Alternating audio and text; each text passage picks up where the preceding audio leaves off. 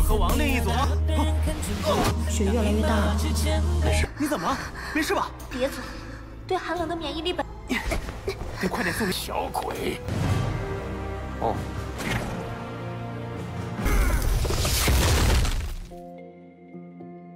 Halo semuanya, selamat datang di Ruang Film. Bagaimana kabar kalian semua? Semoga selalu sehat dan baik-baik saja. Sesuai jadwal, jadi pada hari ini kita akan kembali melanjutkan series The Daily Life of the Immortal King season keempat, episode keempat. Namun sebelum kita mulai, lebih baik kita lihat lagi apa saja yang telah terjadi pada episode sebelumnya. Pada minggu kemarin, Wang Lin dan yang lainnya telah kedatangan guru fisik yang baru, yakni adalah Guru Yi. Sebenarnya tujuan Guru Yi kemari adalah untuk mencari calon penerus jubahnya. Maka karena itulah dia berpura-pura menjadi guru agar bisa tahu mana murid yang telah menarik perhatiannya. Hanya saja untuk mencari tahu hal ini dirinya agak kesulitan. Pasalnya Guru Fan tidak mengizinkan para murid untuk berlatih fisik.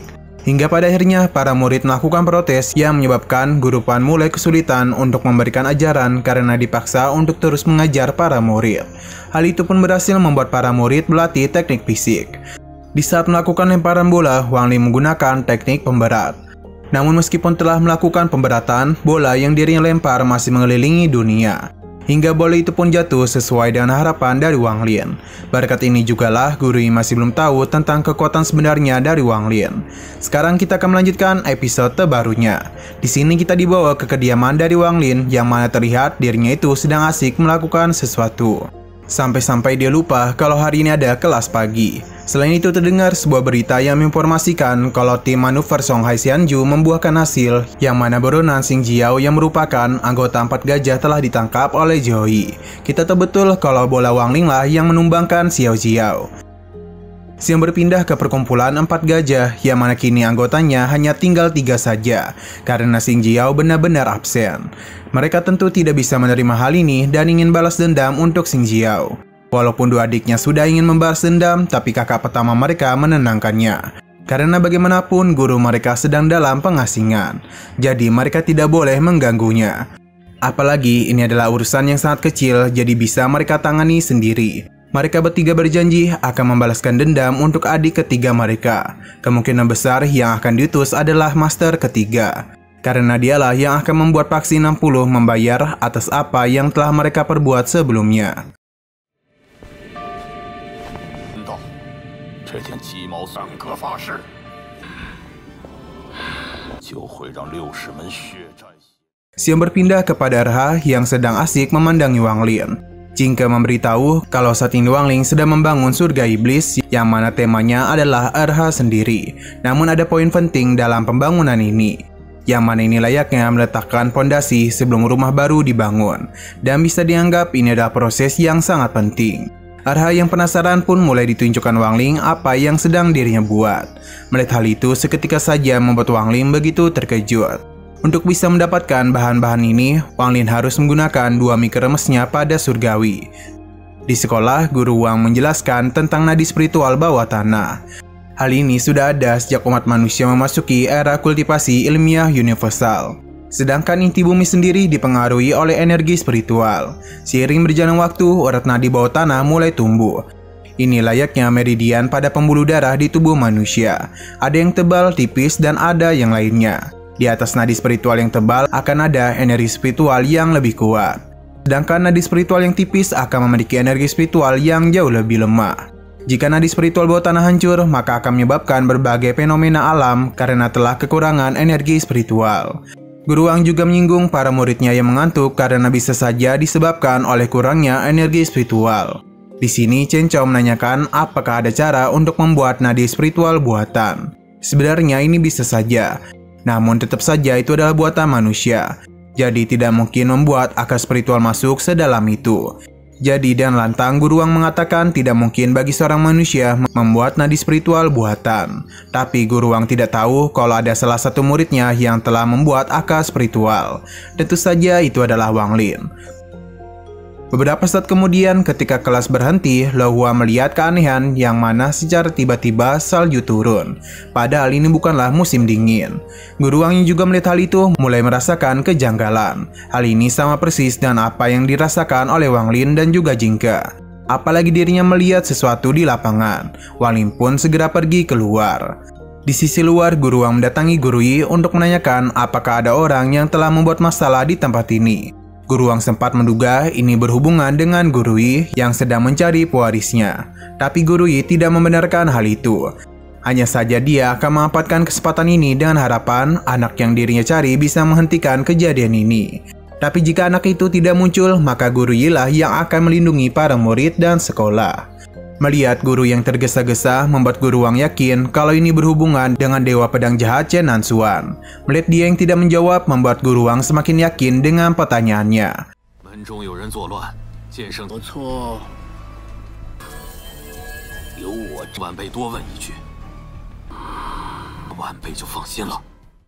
Wang Lin yang berada di lapangan sudah tahu kalau nadi spiritual bawah tanah Paksi 60 baru saja dihancurkan. Wang Lin tidak mempermasalahkan hal itu karena hanya dengan lambaian tangannya saja ini semua sudah selesai. Namun saja juga serangan bola salju pun muncul, yang tentunya itu berasal dari Chen Zhao dan Le Hua. Mereka pun saling bermain bola salju tanpa memikirkan apapun. Tapi karena ada yang mengasihi dirinya, jadi Wang Lin pun pura-pura terkena bola salju. Tak begitu lama, Lin dan juga Surong pun muncul untuk membantu Wang Lin. Di sini Jingke menanyakan apa yang sedang Wang Lin lakukan. Karena bola salju semakin membesar, tapi Wang Lin tidak mempedulikan hal itu. Karena dirinya itu ingin bermain-main dulu.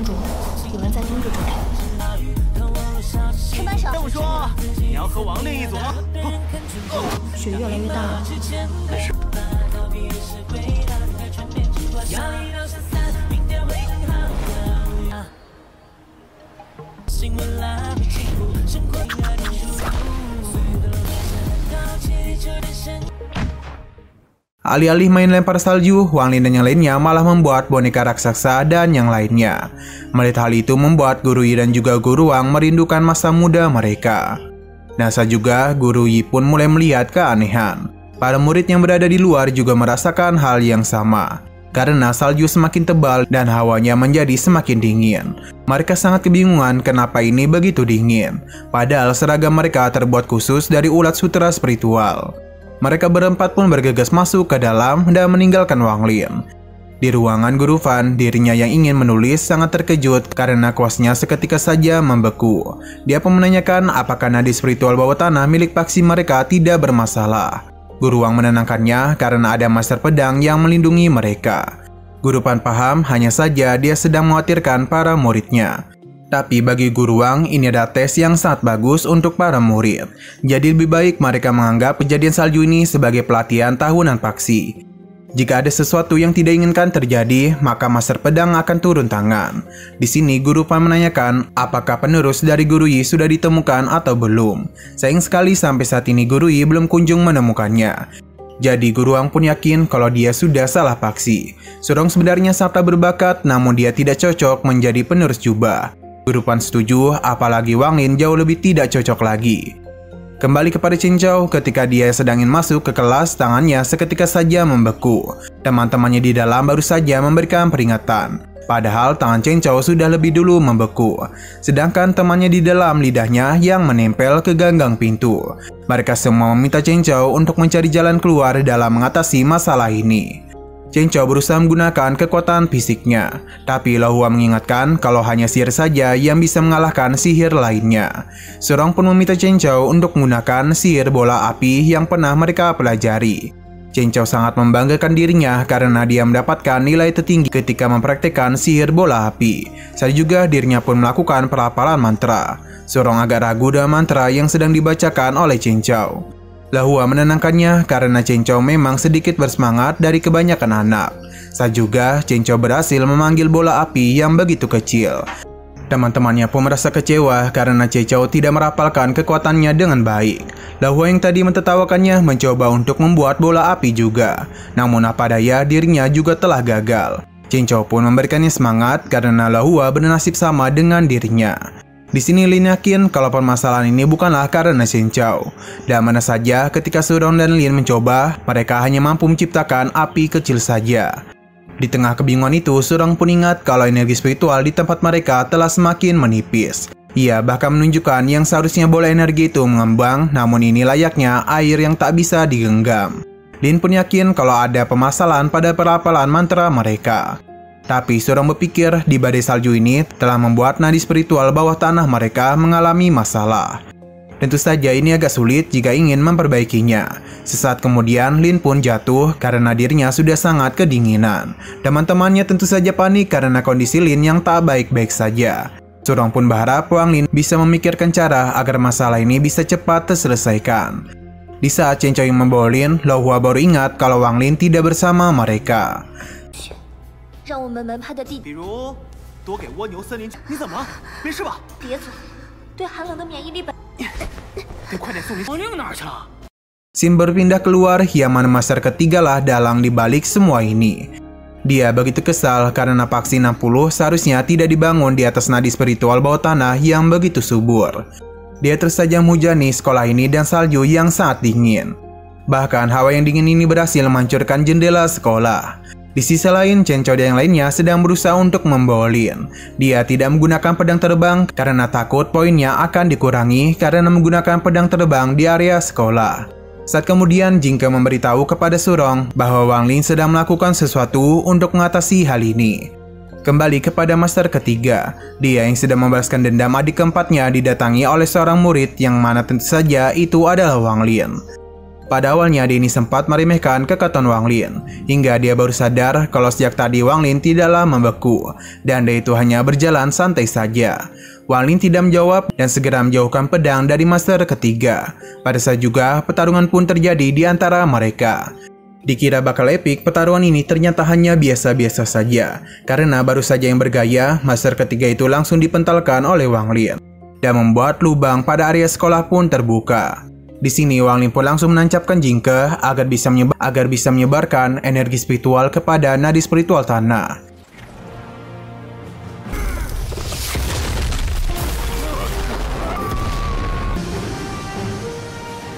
缺多少，我补多少。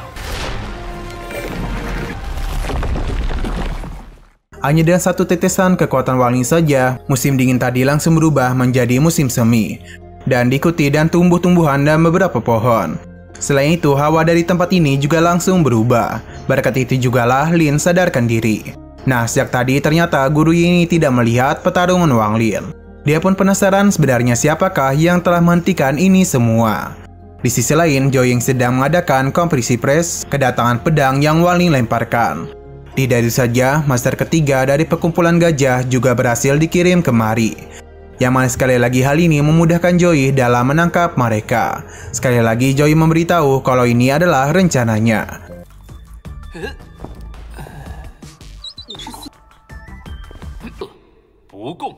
Karena kejadian kemarin telah membuat Joey menjadi semakin sibuk. Apalagi Suhu atau master ketiga telah meninggoy. Ini bisa terjadi karena dia mendapatkan luka yang sangat parah. Menurut tim yang melakukan pemeriksaan, Suhu itu hanya terkena satu pukulan saja. Tapi yang menjadi masalah, dia itu jatuh dari ketinggian super tinggi. Namun sebagai master dari alam Sanxian, seharusnya ini tidak masalah bagi Suhu. Joey sudah menduga timnya akan berpikiran hal yang seperti ini. Hanya saja dia tidak ingin terlalu membahas hal itu dulu, sebab dirinya yakin ada laporan lain yang harus dirinya ketahui. Dan ternyata benar yang mana kelompok 4 gajah sudah menyebarkan surat pencarian kepada Joey. Selain itu, mereka telah menyewa beberapa kultivator untuk menerima tugas ini. Bisa terlihat kalau bayaran yang diberikan untuk menangkap Joey sangatlah besar. Melihat semua itu sempat membuat Joey terkejut. Hanya saja dia tidak memperlihatkan hal ini kepada bawahannya. Dia pun meminta untuk tidak mengkhawatirkan hal itu. Seketika saja bawahannya itu memberikan pujian kepadanya karena sebagai pahlawan, Joey terlihat sama sekali tidak takut. Namun apapun yang terjadi, bawahan itu hanya bisa berharap Joey baik-baik saja. Setelah bawahannya pergi, kita pun bisa melihat wajah panik dari Joey. Dia pun meminta tolong kepada Wang Lin agar bisa melindungi dirinya. Wang Lin yang mendengar semua itu sepertinya sedang melakukan sesuatu untuk bisa melindunginya. Bisa terlihat juga kalau dia sedang menyiapkan bahan-bahan yang dirinya cari. Untuk kali ini, Wang Lin tidak akan menggunakan mik remesnya sebagai penukaran, karena dia itu ingin langsung membelinya. Keesokan harinya, dia bersama dengan teman-temannya pergi ke supermarket. Apalagi tahun ini ada promo besar-besaran. Chen Qiu sudah memikirkan benda apa saja yang harus dirinya beli. Tidak begitu lama, mereka pun mulai masuk ke supermarket Sijun. Di dalam sana bisa terlihat dengan jelas ada begitu banyak barang-barang yang dijual, termasuk makanan yang begitu lezat. 我史无前例，我看中那对。商城。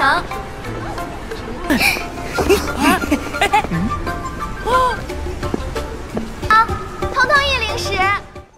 Setelah melihat ke sana kemari, perhatian mereka sempat alihkan kepada udang yang sangat besar. Udang ini sendiri memiliki protein 300 kali lebih banyak dibandingkan dengan daging sapi. Hanya saja bagi Gouhua ini tidaklah enak. Alasan dia mengatakan hal itu sebab dirinya sudah pernah merasakannya. Karena paman pertama itu memiliki tambak udang raksasa. Padahal itu membuat Chen Chao iri sebab temannya itu sudah merasakan daging dari udang besar. Setelah semua itu, mereka pun pergi ke sebuah toko yang berisikan begitu banyak senjata ajaib kuno. Mereka sangat terkejut karena ada yang menjual sayap jiwa kuno. Senjata ajaib itu merupakan senjata tingkat super. Hanya saja untuk mendapatkannya membutuhkan uang hampir 100 juta batu jiwa. Chen Chao menjelaskan kalau alasan harta-harta ini dijual mahal karena semuanya digali langsung dari gua kuno. Setelah melakukan berbagai proses, barulah harta kuno ini bisa dijual.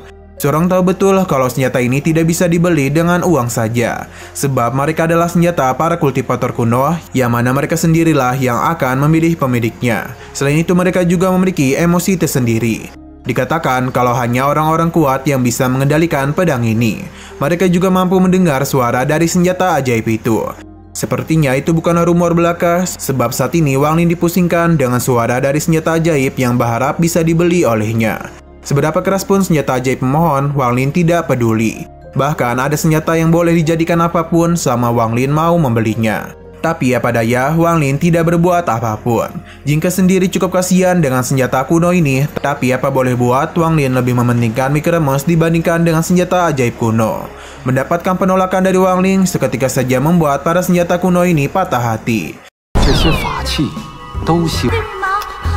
你公开收买，我来涮羊肉啊，倍儿地道。不如干脆面好吃。 Pelayan di sana menjadi sangat panik karena sayap jiwa kuno itu berubah menjadi kusam dan tidak berkilau lagi. Di sisi lain ada seorang pria yang sedang mengawasi Wang Lin dan teman-temannya. Dia tahu kalau mereka adalah murid dari Paksi 60. Jadi dirinya pun akan membuat mereka membeli sebanyak mungkin barang-barang dari supermarketnya. Dan mereka itu hanya boleh membayarnya menggunakan kekuatan spiritual saja. Pada dasarnya itu tidaklah boleh. Namun pria ini tetap ingin melakukannya sebab dirinya memiliki hubungan dengan kelompok 4 gajah. Jadi karena mereka sedang bermasalah dengan Joey, dirinya pun ingin melawannya dan memanfaatkan para muridnya. Hal ini dilakukan karena dia tahu di belakang Joey ada seorang kultivator nomor 1 di dunia. Jadi dirinya akan memfokuskan balas dendam ini kepada para murid dari Paksi 60. Di sisi lain, Wang Lin memberikan bahan-bahan yang dirinya perlukan. Untung saja semua ini ada, jadi Wang Lin tidak perlu repot-repot mencarinya. Sedangkan Chen Chao sendiri tertarik dengan sebuah kacamata virtual. Salah satu manajer mendekatinya dan merasa kalau pilihan Chen Chao sangatlah tepat. Dia pun langsung mencobakan hal ini kepadanya. Dan benar saja kacamata virtual ini sangat bagus untuk latihan para kultivator yang tidak bisa melakukan latihan tempur. Selain itu di sana juga terdapat jenis mantra dan juga teknik yang bisa mereka pelajari. Staf itu pun meminta Chen Chao untuk membelinya karena barang ini sangatlah bagus. Hanya saja ketika melihat harganya, Chen Chao menjadi sangat terkejut karena ini benar-benar sangatlah mahal. Namun staf itu menenangkannya karena demi pelanggan mereka sudah menyiapkan pembayaran kekuatan spiritual tingkat lanjut. Jadi Chen Chao hanya perlu melakukan perjanjian dengan mereka sampai kekuatan spiritual yang berkembang bisa mereka ambil sebagai bayarannya. Dan begitulah Chen Chao tidak perlu mengeluarkan begitu banyak uang. Gouhua berusaha untuk menyadarkan temannya itu karena pembayaran dengan kekuatan spiritual sangatlah beresiko. Tapi pelayan itu menenangkannya karena mereka tidak akan mengambil semua kekuatan mereka. Ini bisa mereka cicil dan begitulah ini tidak akan mempengaruhi perkembangan mereka. Untuk membuat Gouhua tertarik, staf ini pun mulai mengeluarkan kotak telur hewan roh versi baru, yang mana mereka memiliki peluang 2% untuk mendapatkan hewan roh langka. Selain itu, supermarket akan memberikan garansi kepada kelahiran dan juga kesehatan hewan roh. Padahal itu seketika saja membuat mereka tertarik, apalagi harganya sendiri tidaklah mahal. 小哥，您只需要在未来要是签了，灵力增长，抽取全部的账，还能抢先体验购物的。没错，这是现稀有零售。Surong dan juga Lin penasaran mengapa pelayan toko bisa tahu hal-hal yang diinginkan oleh Qin Chao dan Gohua. Wang Lin memberitahu hal ini bisa terjadi melalui sebuah data. Tapi tentunya mereka tidak boleh memberikan mereka menandatangani kontrak pembayaran kekuatan spiritual tingkat lanjut. Di saat pembayaran ingin dilakukan, Surong pun segera menghentikannya, sebab dialah yang akan melakukan pembayaran. Tapi sayang sekali pelayan itu tidak memperbolehkan pembayaran itu.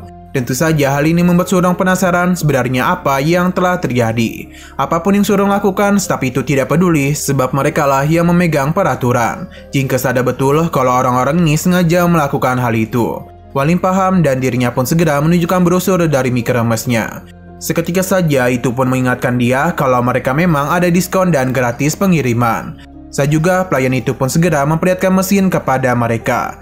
Sesuai dengan contoh yang pelayan itu tunjukkan, kalau ada undian dari supermarket yang mana mereka bisa mendapatkan kesempatan sekali dengan pembelanjaan 100 batu jiwa. Mereka akan mendapatkan hadiah utama jika mendapatkan bola emas.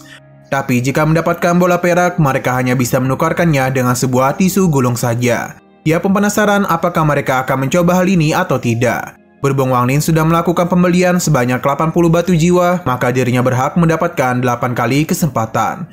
Hanya saja Wang Lin penasaran bagaimana dirinya bisa mendapatkan kacamata virtual itu. Ternyata selama mendapatkan bola emas, Wang Lin bisa membawanya secara gratis.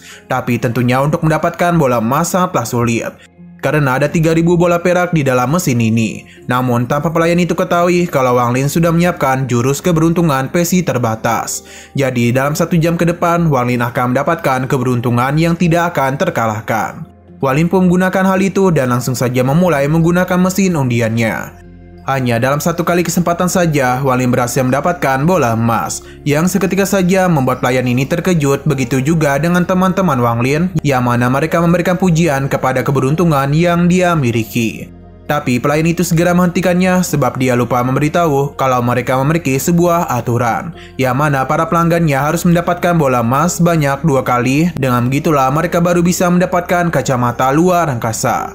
Wang Lin tidak keberatan dan saat juga ia mulai melakukan undian lagi. Selain itu pelayan ini meminta maaf dan akan memberikan mereka 1 kupon diskon sebanyak 500 batu jiwa. Tidak begitu lama, Wang Lin kembali berhasil mendapatkan bola emas, yang membuat pelayan itu terkejut. Dia pun meminta Wang Lin untuk mendapatkan 3 bola emas. Wang Lin tidak keberatan dan mulai melakukan undian lagi, yang mana tentu saja dia kembali mendapatkan bola emas. Hal itu pun membuat pelayan ini tidak bisa berkata-kata lagi. Qin Chao memberikan hormat kepada Wang Lin dan menganggapnya sebagai dewa. Masih tidak menyerah, pelayan itu pun mulai memberikan penawaran yang baru, yang mana jika Wang Lin bisa mendapatkan 2 batu rubi, maka dia akan mendapatkan telur hewan roh. Dan semua itu membuat teman-temannya senang. Dan saat juga Wang Lin pun mulai melakukan undian lagi. Dan benar saja 2 batu rubi berhasil dirinya dapatkan, yang seketika saja membuat manajer ini terkejut dan tak bisa berkata-kata lagi. Selain itu, Wang Lin juga mengikuti berbagai undian yang ada di supermarket ini.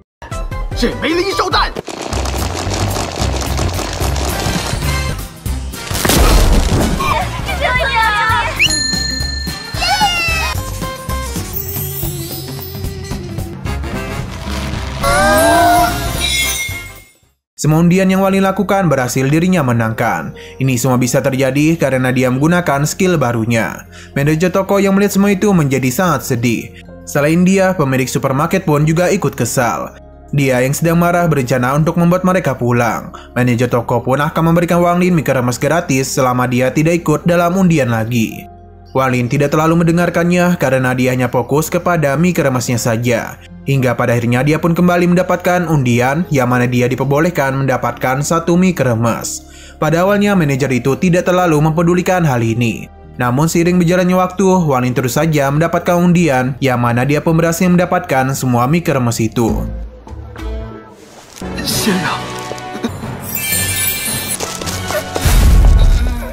Sontak saja manajer itu pun menjadi sangat terkejut dan langsung saja mengundurkan dirinya. Bos di sana juga sama terkejutnya dan bahkan dia tidak bersemangat untuk hidup lagi. Setelah semuanya, Wang Lin dan juga teman-temannya pun pulang.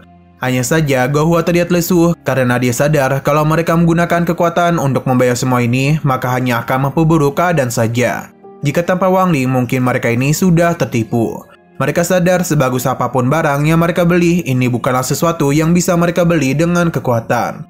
Ini bisa dikatakan sedang menyindir orang-orang yang suka berutang hanya untuk membeli barang-barang yang mereka inginkan. Selain itu, mereka juga tidak peduli apakah barang itu berguna atau tidaknya. Surong begitu senang karena mereka telah sadar. Berhubung mereka mendapatkan begitu banyak barang dari keberuntungan Wang Lin, jadi Chen Chao pun berencana untuk menjual hal itu di bazar sekolah mereka. Wang Lin setuju saja sebab dirinya sedang menikmati mie kremesnya. Di sisi lain, Joey ini begitu senang dengan benda yang diberikan oleh Wang Lin, yang mana ternyata itu merupakan setelan pakaian yang bisa melindungi dirinya. Di sini kita dibawa ke tempat di mana 3000 teknik rahasia surgawi disimpan. Semua teknik yang berada di sini merupakan rahasia tertinggi yang diincar oleh para penganut Tao di dunia.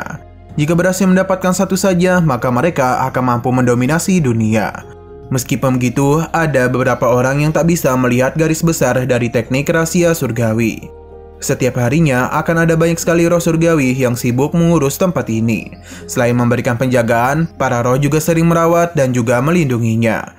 Tidak hanya itu saja, para roh juga sering mengurus hal-hal kecil di 3 dunia. Salah satu roh memberitahu kalau mereka kedatangan 2 orang baru, yang mana itu adalah Xing Xiao dan Su Hu. Berhubung mereka sering berbuat jahat di masa hidupnya, maka Raja Roh Surgawi akan melakukan peninjauan kepada mereka. Melihat luka yang mereka terima, para Raja Roh langsung tahu siapa yang melakukan ini semua. Karena mereka sama seperti Jiang Luyin, maka tentu saja mereka akan dimasukkan ke Sumo Tahin agar mereka bisa diberikan hukuman. Para roh paham dan langsung saja mengirim mereka ke Sumur Tahin.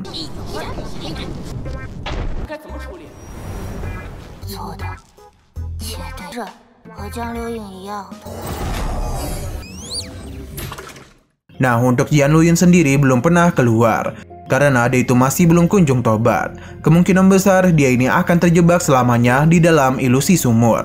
Raja Roh penasaran mengapa baru-baru ini ada banyak orang yang mencari pencerahan surgawi. Raja Roh berwarna merah meminta para bawahannya untuk terus menjaga teknik surgawi agar tidak jatuh ke tangan para kultivator jahat. Semua berpindah ke sebuah tempat yang mana bisa terlihat kalau ada seorang pria yang sedang menaiki anak tangga. Namun tangga itu seakan-akan tidak ada ujungnya. Dan terus saja menaiki anak tangga walaupun ini terlihat sangat mustahil untuk dirinya lewati. Kemungkinan besar dia itu adalah Chen Nanxuan. Alasan dia terus melakukan hal ini adalah untuk menunjukkan kalau dirinya adalah orang yang pantas untuk menjadi penerus dari sekte pedang uji. Ternyata ujung dari anak tangga ini mengarah tepat ke Sumur Tahin, tepatnya para roh berada.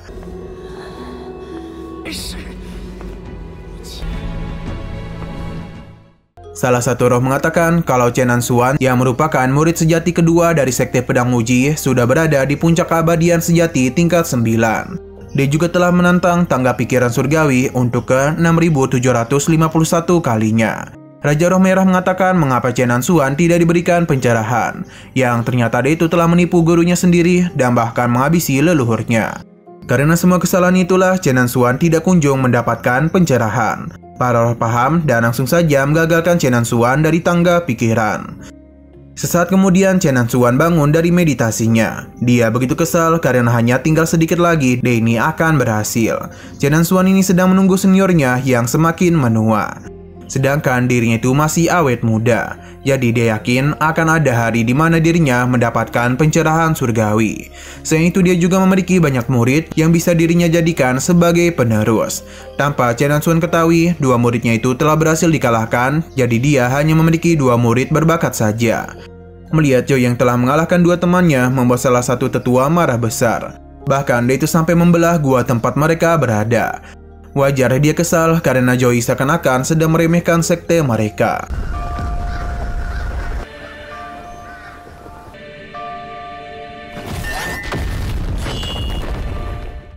Tetua kedua merasa yakin kalau ada kekuatan tersembunyi di paksi 60. Jadi lebih baik mereka melaporkan hal ini kepada guru mereka. Hanya saja tetua pertama yakin kalau guru mereka sudah tahu akan hal ini. Jadi dia itu sedang memberikan ujian apakah mereka mampu melewati semua ini atau tidak. Apalagi mereka berempat telah berada di puncak Sanxian yang berarti sangat mudah untuk mengalahkan sekte-sekte kecil. Tetua pertama mengajak tetua kedua untuk menyelesaikan masalah ini sebelum guru mereka menyelesaikan pengasingannya. Tetua pertama juga ingat kalau guru mereka pernah menerima murid dengan Sandi Jero.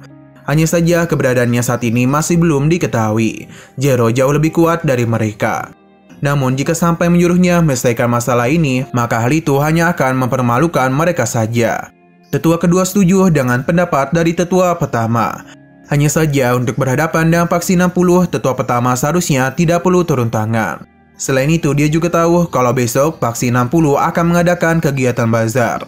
Tetua pertama paham apa yang dia maksud. Jadi dia pun menanyakan tentang pedang dewa berapi miliknya. Yang mana tentu saja hal ini masih bisa digunakan oleh tetua kedua.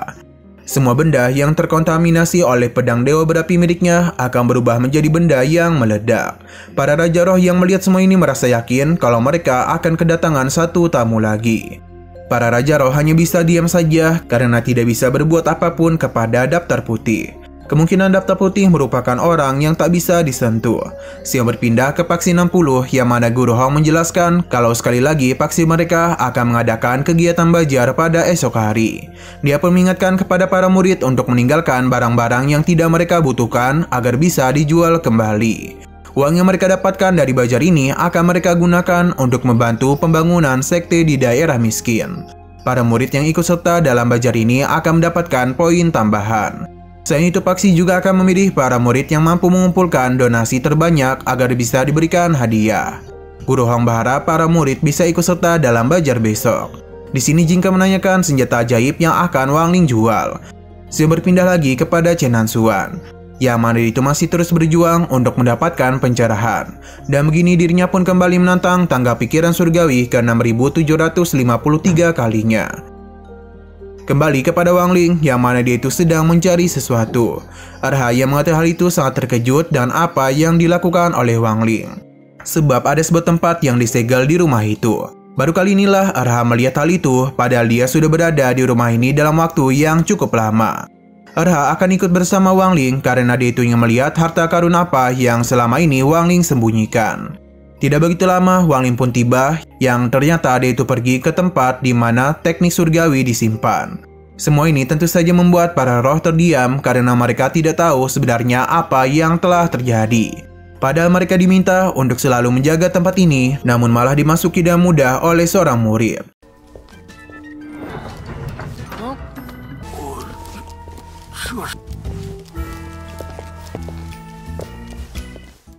Berhubung Erha tidak tahu apa-apa, jadi Jingke menjelaskan kalau mereka sedang berada di perpustakaan surgawi. Dan yang mereka lihat sekarang adalah para roh surgawi. Pada awalnya Erha yakin kalau Wang Ling tidak akan pernah berada di atas surgawi. Namun ketika dia berada di sini, barulah dia sadar kalau Wang Ling jauh lebih kuat dari dugaannya. Apalagi lemari Wang Ling ini bisa langsung terhubung ke ruang surgawi yang legendaris. Erha hanya bisa terdiam saja karena dia yakin sosok Wang Ling bukanlah orang sembarangan. Dan berat hati Wang Ling pun memberikan mik remesnya untuk menukarkan dengan sebuah benda. Di tengah kebingungan Erha dengan identitas dari Wang Ling, sehari juga para roh pun muncul, yang mana mereka langsung memberikannya hormat. Alasan mengapa ketujuh Raja Roh memberikan hormat kepadanya adalah karena Wang Ling satu-satunya orang yang masuk ke Daftar Putih. Erha hanya bisa terkejut saja ketika melihat hal itu. Dia pun merasa sangat beruntung bisa menjadi anjing peliharaan dari Wang Ling. Karena tujuan Wang Ling adalah melakukan penukaran, jadi Raja Roh Surgawi akan memulai prosesnya. Meskipun ini hanyalah sebungkus mie kremes saja, namun bagi Wang Ling, mie itu adalah benda berharga yang dirinya miliki. Jadi inti dari penukaran itu adalah benda berharga. Sesaat kemudian, ulat emas surgawi pun keluar. Ulat ini mampu mengeluarkan sutra yang memiliki kemampuan untuk meningkatkan kekuatan dan juga memperkuat pertahanan. Seberapa rusak pun baju yang dibuat dari sutra urat ini, tapi kondisi di dalamnya akan baik-baik saja. Wang Ling tidak mau dan meminta untuk menggantinya, yang mana penggantinya adalah sabun penurun berat badan. Di saat mereka mandi menggunakan sabun ini, maka akan langsung menghilangkan kelebihan lemak dan mempertahankan lemak tubuh yang sehat saja. Wang Ling tetap tidak mau, jadi sabun ini pun kembali ditukar. Di dalam ujian tangga, terlihat Chen Hanxuan terus mendaki agar bisa mendapatkan pencerahan. Namun usahanya sepertinya akan kembali gagal, karena sabun sebelumnya baru saja melewati Chen Hanxuan, yang menyebabkan air sabun segera membawanya terjun bebas.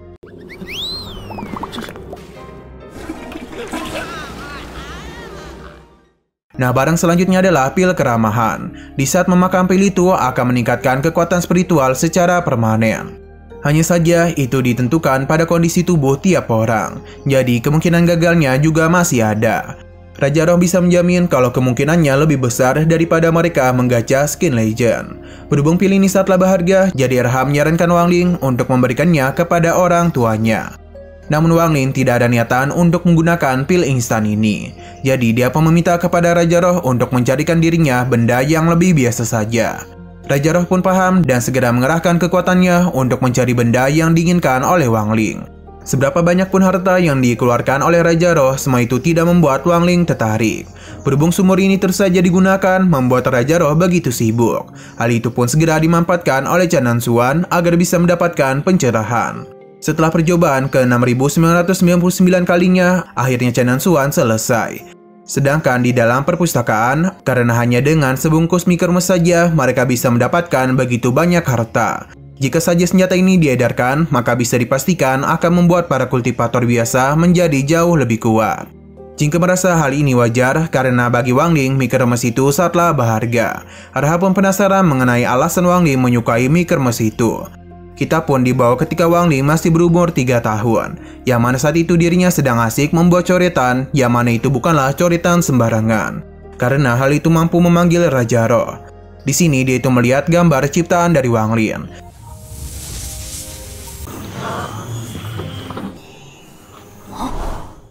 Ketika menyentuhnya, Raja Roh sadar kalau gambar itu memiliki kekuatan spiritual yang sangat besar. Ini bahkan sebanding dengan formasi roh tingkat atas. Raja Roh yang tertarik mengajak Wang Ling untuk melakukan transaksi dengannya, yang mana dia akan memberikan Wang Ling mikromes, tapi sebagai gantinya gambar itu akan menjadi miliknya. Wang Ling tidak mempermasalahkan hal itu, apalagi Raja Roh berjanji sebagai daftar putih surgawi.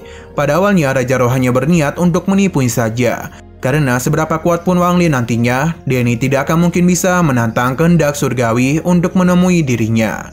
Inilah pertama kalinya Wang Ling memakan mie keremas, yang mana seketika saja dia pun menjadi sangat menyukai mie keremas. Raja Roh di sampingnya menjadi sangat kesal karena Raja Roh Merah ada dalang di balik semua masalah ini. Nah, saat juga muncullah sebuah rice cooker yang disegel. Wang Ling merasa itu adalah benda yang dia cari. Dia pun segera mengambilnya dan pergi meninggalkan tempat ini. Sedangkan Chen Nanxuan telah berhasil mendapatkan pencerahan, yang mana dia yakin semua ini akan membantu dirinya dalam mengalahkan seniornya itu. Nah, sayang sekali episode pada hari ini harus bersambung dulu. Oke, sekian dulu pada video kali ini. Untuk video selanjutnya akan segera hadir. Jadi bagi kalian yang ingin mengikuti series ini, langsung saja klik subscribe dan aktifkan loncengnya. Terima kasih yang sudah menonton video sampai habis. Jika kalian suka pada video ini, klik like dan share ke teman-teman kalian tentang channel ini. Dan ditunggu aja kelanjutannya. Oke, sampai jumpa di video selanjutnya.